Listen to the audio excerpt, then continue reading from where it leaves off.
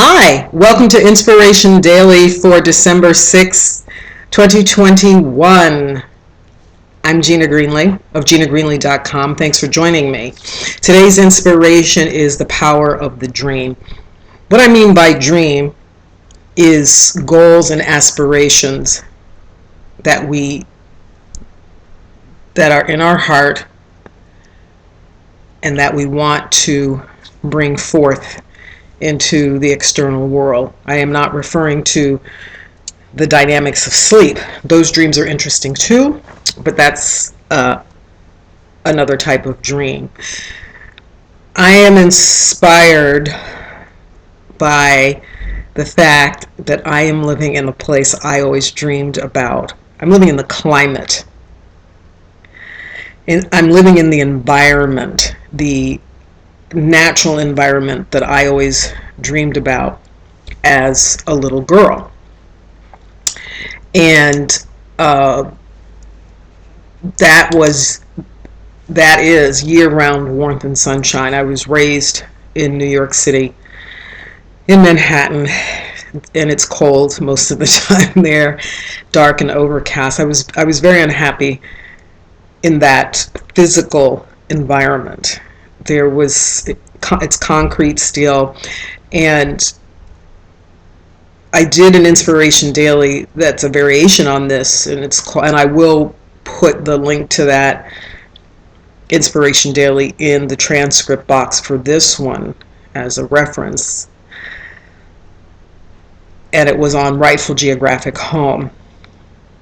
So I'm going, and the fact that I live in my rightful geographic home. So on this Inspiration Daily, I'm moving upstream in that process to share that when I was a little girl, I remember, it's one example of how much I did not like the cold and the dark and the long winters. It was very difficult for me physically, and it was very difficult for me psychically. Some of you may be familiar with seasonal affective disorder, the acronym for which is SAD. And people who experience seasonal affective disorder struggle with depression during those times of year where there's not a lot of light. And so, if you live in an environment where there's not a lot of natural light, meaning sunlight, there's treatment. There has long been treatment for seasonal affective disorder with light boxes and things of that sort, which I never used. I was just like, I need to get to some sunshine, real sun. So, when I was a little girl, here's one classic example. My mother would dress me up in the Michelin snowman suit and say, go outside and play, when I'm 7 years old. And I looked at her and I said, why? Why? Why do I want to roll around in the snow? I don't. And I was just always cold. And New York is a pedestrian city. Well, Manhattan is a pedestrian part of New York City. And so I walked everywhere. I didn't learn how to drive until I was almost 30 years old, and that was to leave New York so that I could take a job in a city that didn't have any mass transit. So, you jump on the bus, you jump on the subway, you jump in a cab, and then when you get out, you got to walk. A cab will get you right to where you have to go, unless, of course, the traffic is insane. You're like, okay, just let me out here, and I'll walk the last mile. Because I can get there faster with all this traffic. But when you get off of a New York subway or bus, you still got a hoof. It's not a cab. It's not a limousine. It doesn't put you right to your door, and it's cold. I just even thinking about it, right now I almost burst into tears. I just have that visceral memory of it. So you can see, I'm wearing a tank top. And it's December 6th. Okay, and the reason why I'm wearing a tank top, and you can actually see tan line, not that I'm trying to get a tan, but I just came back from a walk.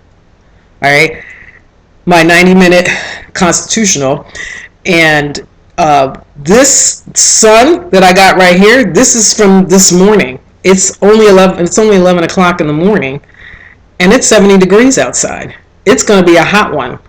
I had on a coverall, and I was burning up. I only walked a block, and I was like, oh, no, no, no, this has got to come off. So I had, of course, I changed my top because it was all sweaty. But I had this dream from a very young age of this cold environment is not for me. My parents chose it for the reasons that they chose it, and I spent my first almost 30 years of life there, and then I spent 15 years in New England. Oh my God, it only got worse because of the snow, and then I was driving, so now I had to deal with an automobile in there. But here's the thing, the dream, I didn't get here until I was 47 years old. But I held on to that dream for 40 years, baby. And and that was when, I got the word from the universe, from the larger organizing energy, that it was time. It was time to live the dream. And so, and I practiced that dream over the years between the ages of 7 years old and 47. Meaning, one of the things I noticed was that when I traveled, and I did a lot of traveling over the years. I haven't been on a plane in 10 years. Whew, and that's fine, because any place I needed to go, I went. Any place I wanted to see, I saw. We're good. So, but I traveled a lot. I used to take 2-3 international trips a year. And I noticed that the theme was I would always want to be outside. I never wanted to visit cities. I went, you would fly into a city, and then I would get out. I was like, okay, I would go hiking and biking and climbing. And typically I like to do it where it's warm. And so, the Galapagos, or I would be, I've been to, well, Hawaii. I went to Hawaii. I didn't love it. But in Latin America, and I'm trying to think of all the places right now where I've been. Well, Nepal was lovely. I went during the winter time, but it still was kind of, believe it or not, it was actually kind of warm there the time I went. So anyway, I always wanted to be outdoors. Whenever I traveled, the Amazon jungle, Amazon rainforest. Where did I go? Went to the Grand Canyon. I went hiking and camping in the Grand Canyon, and I always wanted to be outside, always in warmth. Close to the Soul, Spain, Cairns, Australia, swimming in the Great Barrier Reef, just outside with nature. And so, so whenever I travel, I didn't go any place cold. I lived the dream when I could live the dream. I was working. I needed to support myself and pay my bills like everybody else. So when it was time to travel, I lived the dream. So it's not like, I had a dream when I was 7, I did nothing, and then boom, I just woke up. No, the inspiration comes, you have something on your heart. Don't negate that, just, I actually had a psychotherapist say to me one time, she said, I don't remember what we were talking about, but she said, Gina, trust your instinct and act on it. I was going round and round on, I guess, on whatever it was. This was years ago. And she's right. And my instinct always told me from a very young age that I would be so much happier. I would be just a much happier, more productive human being if I lived in year-round warmth and sunshine and now, color. I mean, oh my God, there's green and colors and there's flowers and things bloom here all year round. And so I lived the dream. Whenever I went on vacation, I'd be like, I want to swim, I want to bike, I want to hike, all the things I do every day in Florida. I mean, yeah, I got a day job, but there's a pool in the back of this condo community, and and it's heated too, okay? So, and we have beautiful parks here. Don't believe all the negative stuff you hear about Florida. Okay, I live in South Florida, first of all, Florida is a big state. It's almost the landmass of California, and there's a lot of different cultures in Florida, in every state, right? If you're in Michigan, if you're in Arizona, the north is going to be different from the east and from the south and from the central part. So I had this dream that I was going to I said, one day you're going to live in a tropical climate.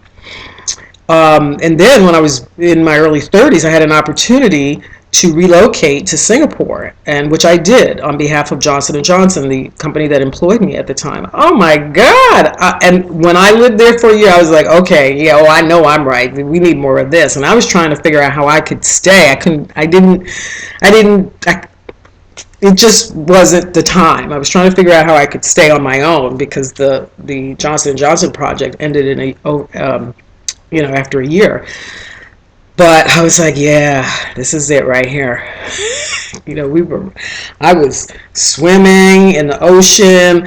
I was rafting and boogie boarding and kayaking and hiking and mountain biking in Malaysia, the neighboring country, and one of the neighboring countries, and hiking in where did I go?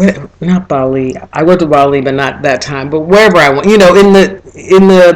in Southeast Asia. It was a long time ago. It was almost 30 years ago.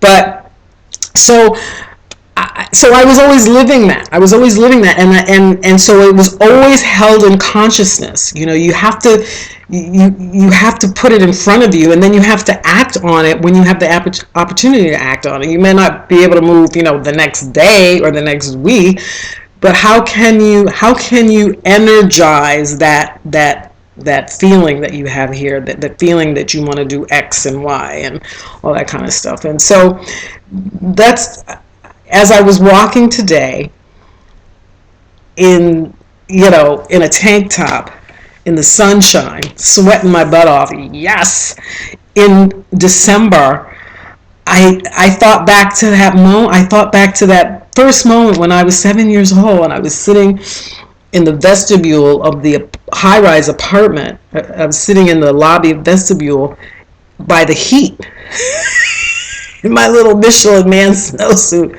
I took off my gloves because the gloves, I have all of the blood in my fingers and toes, of course. I mean, that's why you get frostbite, because your body needs to protect your vital organs first. So it's like, okay, we're taking this blood out of the extremities and we're putting it around the heart and the liver and the lungs and all that, and the kidneys. And my fingertips were turning blue, and I'd be squatting, 7 years old, my little Michelin man snowsuit, going, trying to warm up my fingers, man. And here I am. I'm living the dream, and just believe it. If you feel it in your heart, then it can happen, but you have to energize it. And so today just reminded me of that. I'm like, that'll be a good inspiration daily. Hey!